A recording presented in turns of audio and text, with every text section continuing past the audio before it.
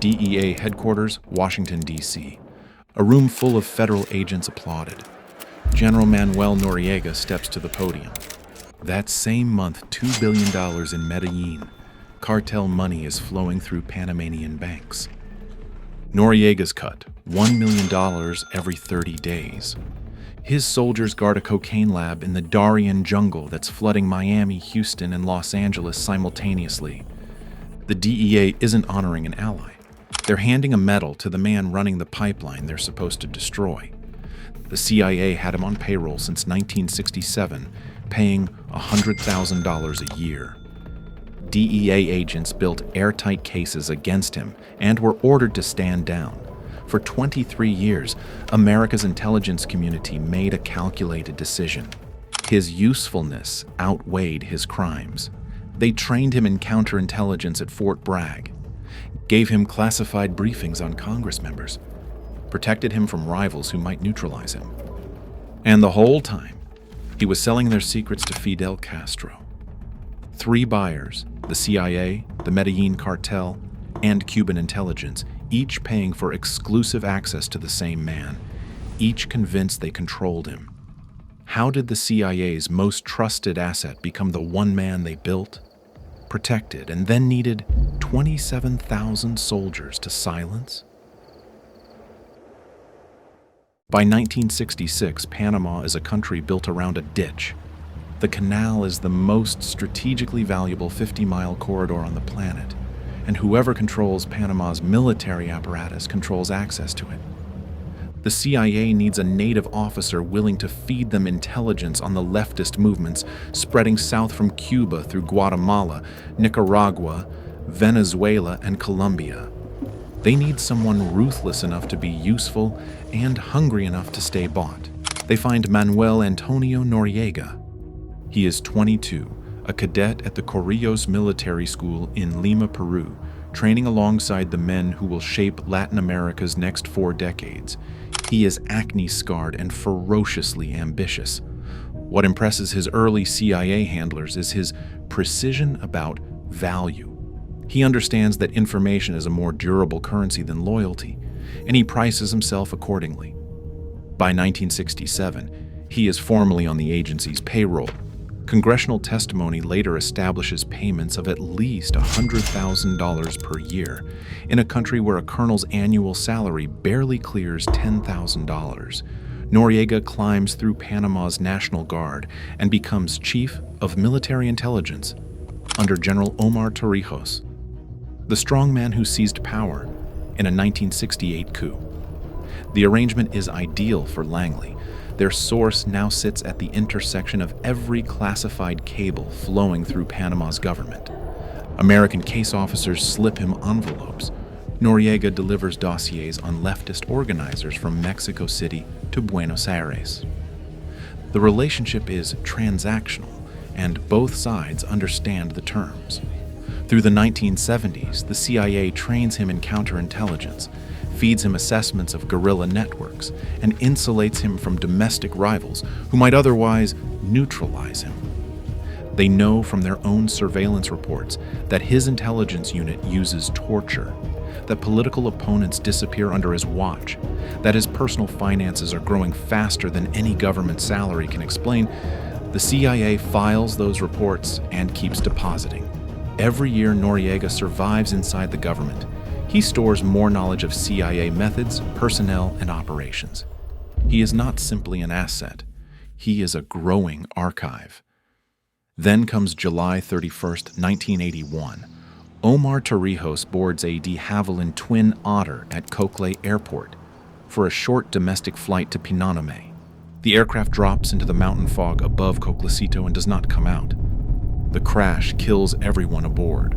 Official cause: instrument failure. No investigation is conducted by any agency. No agency requests one. Within 14 months, Noriega has maneuvered every rival out of position and assumed effective control of the Panamanian Defense Forces. The CIA's paid informer has just become a head of state. Does the agency possess enough leverage over a man who now commands an army to control what they built? And what does Noriega do the moment he seizes power that confirms he has been playing a longer game than anyone in Langley anticipated? By August 1983, Noriega formally installs himself as commander of the Panamanian Defense Forces and the country's undisputed strongman. The civilian president is a prop. Noriega controls the army, the police, the intelligence services, and more critically, the banks. Langley's calculus is immediate. An asset who was an informer is now an asset who runs a country. Useful has upgraded to indispensable. CIA payments continue. In 1983 alone, U.S. delegations meet with Noriega's office no fewer than a dozen times. The Cold War logic is clean. A friendly dictator is better than an unfriendly election. Simultaneously, the Medellín Cartel is running into a geography problem. U.S. Coast Guard and DEA surveillance is flooding the Florida Straits with aircraft and fast intercept boats, compressing the Caribbean corridor that has moved Colombia's cocaine north for years. The cartel needs new infrastructure. Panama's jungle airstrips, its dollar-denominated banking system, and its position sitting directly between Colombia and Central America make it the most valuable piece of real estate in the drug trade. Escobar's financial lieutenants reached Noriega through intermediaries in 1982. The terms require no negotiation.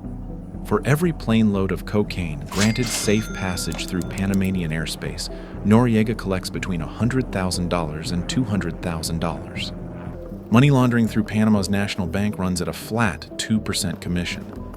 Within 18 months, Panamanian banks are processing an estimated $2 billion in cartel funds annually. His personal monthly income from cartel fees alone exceeds $1 million. When Colombian authorities begin pressuring Escobar and the Ochoa brothers following a series of high-profile assassinations, the cartel's senior leadership temporarily relocates to Panama City. Noriega provides safe houses in the capital's suburbs and issues undocumented passports in exchange for a reported $4 million lump payment. He then agrees to something more profitable and more permanent. The cartel wants a cocaine processing facility on Panamanian soil, a laboratory complex where Colombian raw materials can be refined into export-grade product before shipping north. Noriega's soldiers provide security for a facility built in the Darién jungle near the Colombian border, funded through a $5 million payment to Noriega personally. The CIA station in Panama City files a report on the lab's existence. The report reaches Langley. No action follows. Noriega is also selling compartmented intelligence to Fidel Castro's Directorate of Intelligence in Havana, passing CIA assessments on Latin American communist networks directly to the government. Those assessments were designed to counter 3 separate buyers. One man. Each buyer convinced the arrangement is exclusive. The CIA files accurate reports describing all of this, and the calculation holds, because removing Noriega means losing the intelligence stream, means exposing the relationship, means answering questions no one in Langley wants asked in a Senate hearing room.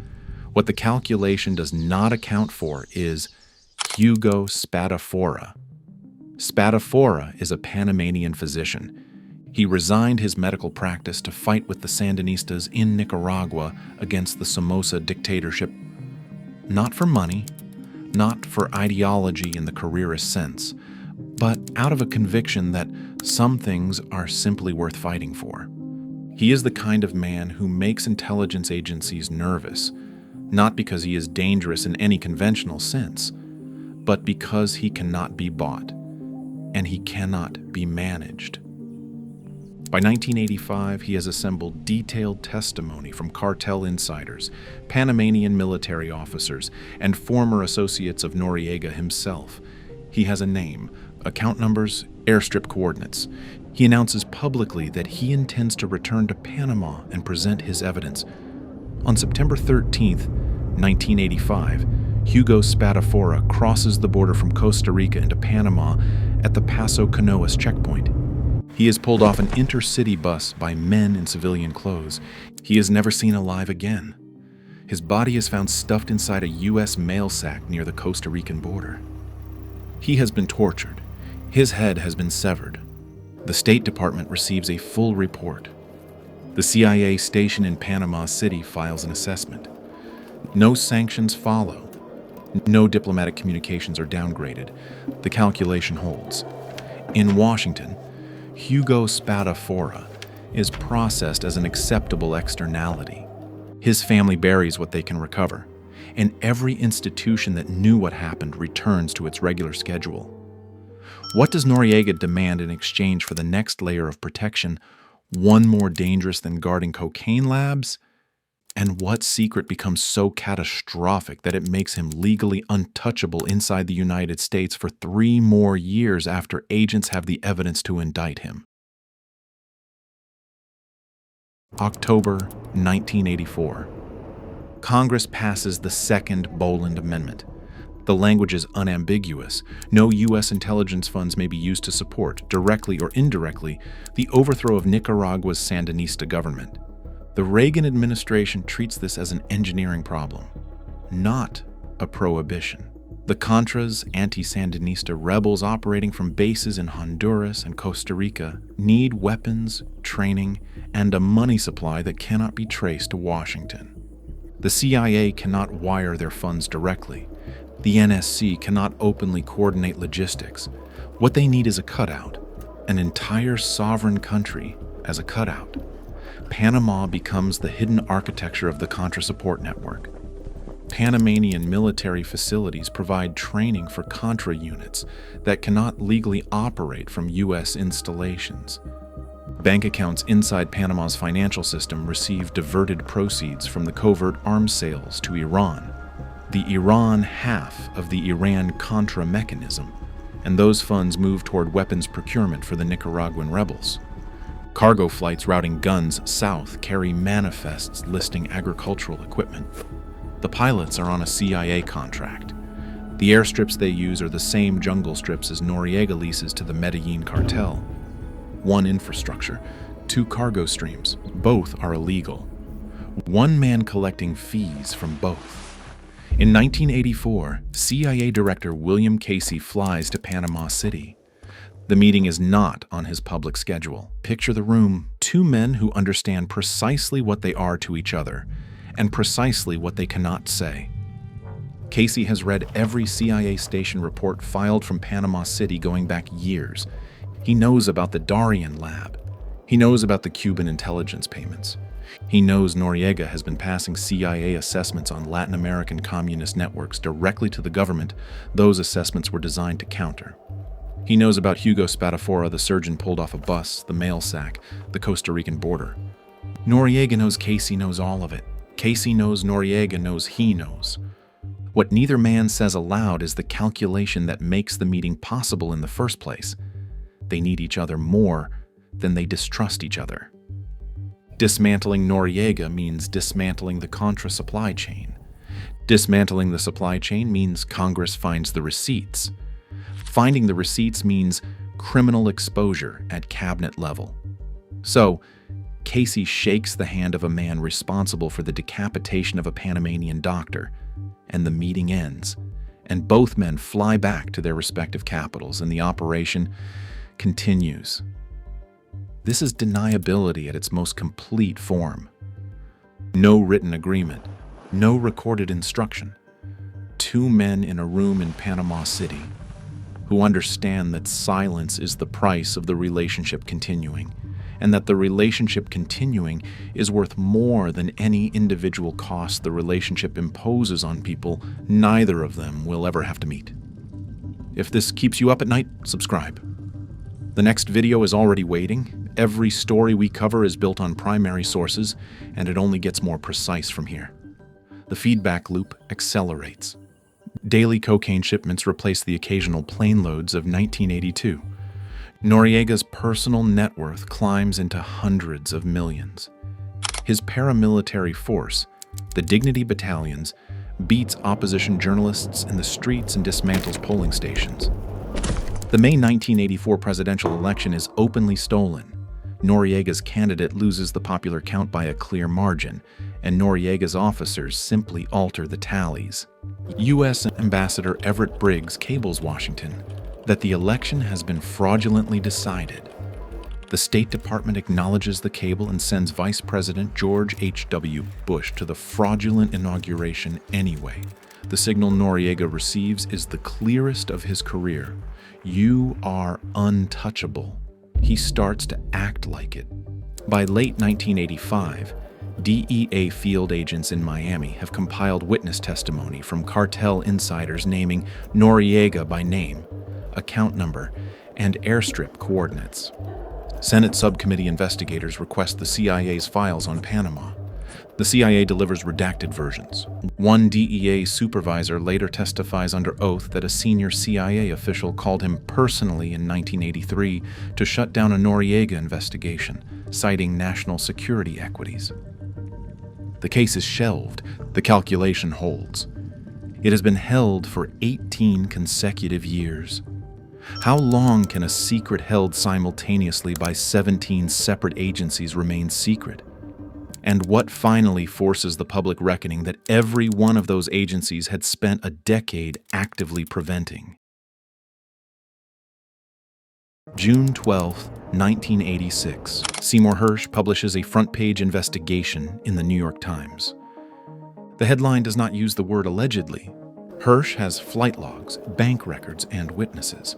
He identifies Noriega directly as a drug trafficker operating with the knowledge of U.S. intelligence. The story lands inside a Washington already fracturing under the weight of Iran-Contra revelations breaking that same autumn. The cover doesn't hold it. It detonates. Senate Foreign Relations Committee investigators, led by Senator John Kerry, spent the following year assembling what Hersh sketched in a single article. They pull Swiss account records, interview cartel defectors who have agreed to cooperate, and subpoena CIA station reports from Panama City going back to 1979. The picture that emerges is not negligent. It is documented, deliberate inaction. Agents who filed accurate reports and were ordered to stand down. DEA prosecutions shelved by Justice Department officials citing national security. A system that functioned correctly at every technical level and was manually overridden at every political one. February 5th, 1988. A federal grand jury in Miami hands down a 12-count indictment. Drug trafficking, racketeering, money laundering, conspiracy. A sitting head of state, a man who received a DEA commendation 11 months earlier, in the same building is named as a federal criminal defendant. He nullifies the May 1989 Panamanian presidential election after the opposition candidate, Guillermo Endara, wins by a margin too large for even Noriega's talliers to reverse on paper. The day after the vote, Noriega's Dignity battalions attack Endara and his two vice presidential running mates with iron rods in a Panama City street. The photographs Endara bloodied, his white shirt soaked red, run on front pages across the world. The Organization of American States condemns the violence. Noriega ignores it. George H.W. Bush, who attended the stolen 1984 inauguration and had received CIA briefings directly from Noriega during his tenure as vice president, is now president. His administration imposes economic sanctions. Panama's economy contracts by 9% in a single year. Noriega shrugs. He controls the banks. Through autumn 1989, U.S. Panamanian military relations deteriorate into daily confrontation along canal zone perimeters. American vehicles are stopped at checkpoints. Service members are harassed. On December 16, 1989, Marine First Lieutenant Robert Paz refuses to stop at a checkpoint near the La Comandancia compound in Panama City. Panamanian soldiers open fire. Paz dies at Gorgas Army Community Hospital at 11:57 p.m. That same night, Navy Lieutenant Adam Curtis and his wife, Bonnie, are detained at the same checkpoint. Curtis is beaten. Bonnie Curtis is threatened and sexually assaulted during detention. Joint Chiefs Chairman Colin Powell briefs President Bush the following morning at Camp David. The calculus has finally inverted. The cost of keeping Noriega in power now exceeds the cost of removing him. Operation Just Cause is authorized. What no one states publicly is the second logic driving the order. Noriega, stripped of protection and facing federal trial, could talk. Every CIA operation he hosted, every Iran-Contra routing channel run through Panama, every conversation with visiting White House officials, all of it is in his memory and in safes his lawyers might access.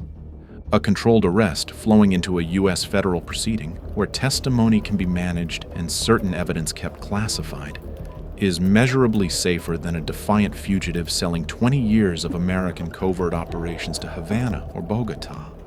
The invasion is not only a military operation, it is evidence management. What does a man who has spent 20 years reading American intelligence do with the hours he has left? And what does the one move Noriega make in that window to reveal who, in the end, understood the rules of the game they had all been playing?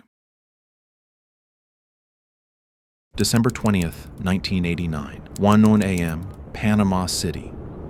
27,000 U.S. troops, Rangers, Special Forces, Marines, 82nd Airborne execute simultaneous assaults on 27 targets across Panama. The largest American military operation since Vietnam targets a defense force of fewer than 16,000 men. The strategic logic is compression. Destroy every Panamanian Defense Forces command node within the first 90 minutes before organized resistance can form. The 82nd Airborne drops onto Torrijos International Airport. Army Rangers seize Rio Hato Military Airfield 75 miles west. Marines secure the Pecora River Bridge to cut off PDF reinforcements moving toward the capital. AC-130 Spectre gunships orbit La Comandancia Noriega's headquarters compound in the El Chorrillo neighborhood and open fire with 105mm howitzers. El Chorrillo burns. The neighborhood is dense wooden tenements, civilian housing built wall to wall around the military compound Noriega chose as his power center. U.S. Southern Command's official count is 202 Panamanian civilian deaths across the entire operation. Independent Panamanian human rights organizations document figures between 500 and 1,000. Bodies continue emerging from rubble for weeks.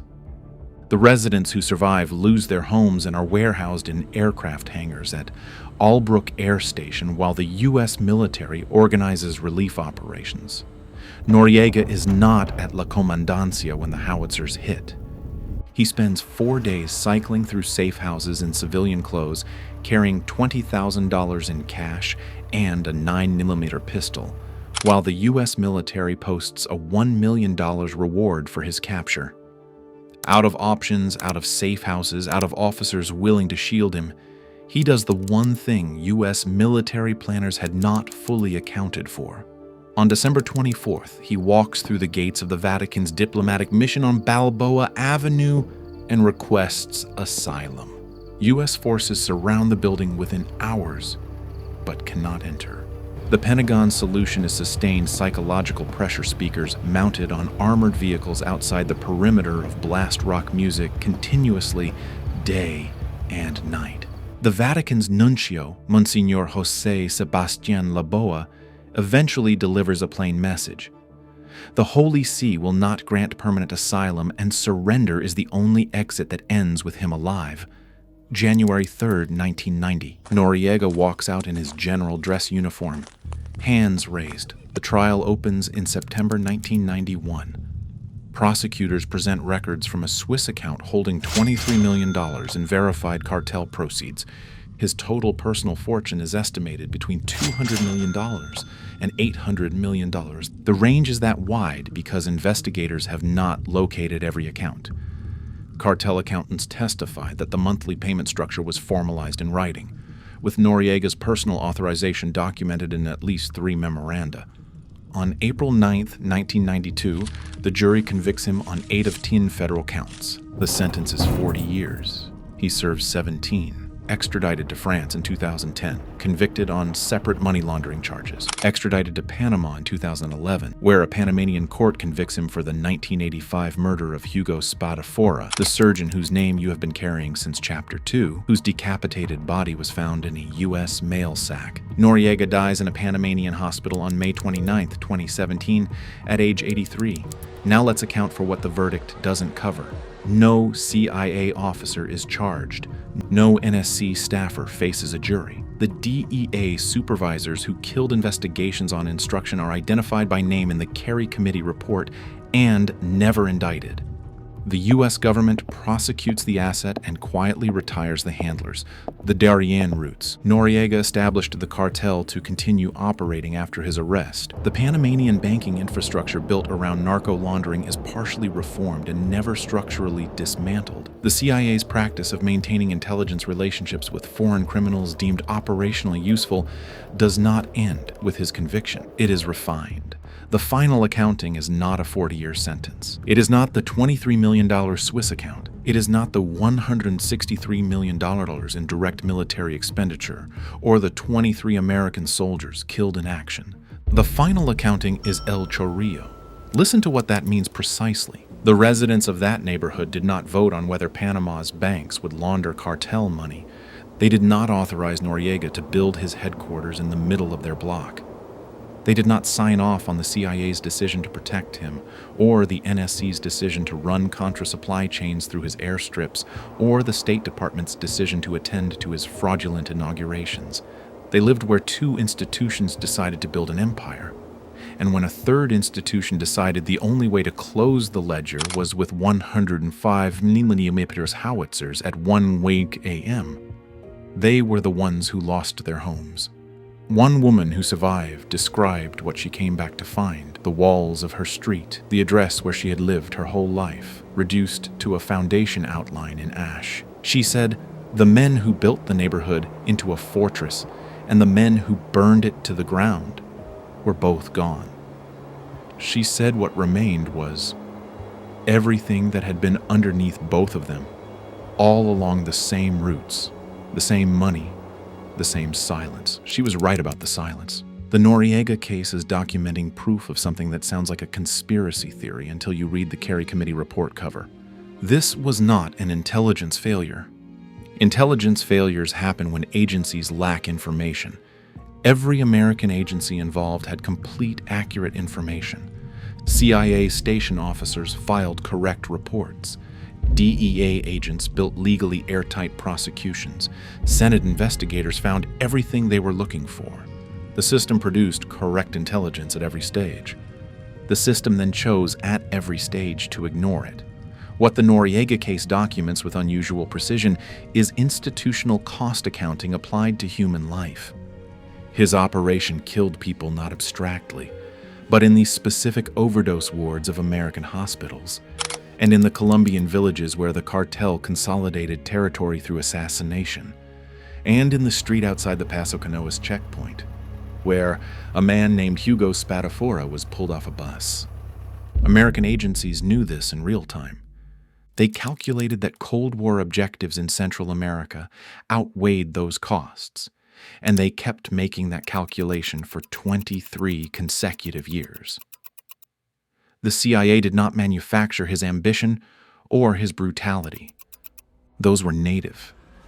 What they created was the architecture of his impunity, the budget, the training, the diplomatic insulation, and 14 years of institutional cover that allowed a street-level informant to scale into a head of state running a $2 billion criminal enterprise with the tacit protection of the most powerful government on earth. The empire built on cocaine outlived the dictator who built it.